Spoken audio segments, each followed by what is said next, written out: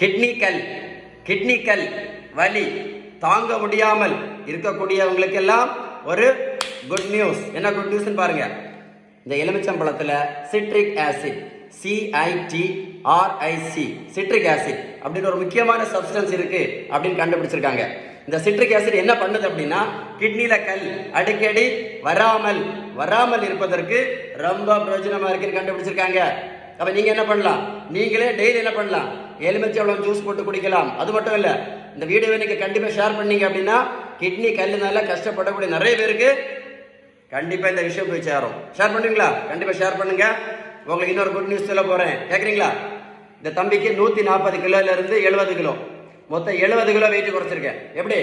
Protein powder கிடையாது, மாத்திரை கிடையாது, ஜூஸ் கிடையாது, ஓடும் பயிற்சி கிடையாது, ஜிம்மு கிடையாது, பேரியாட்ரிக் அறுவை சிகிச்சை கிடையாது.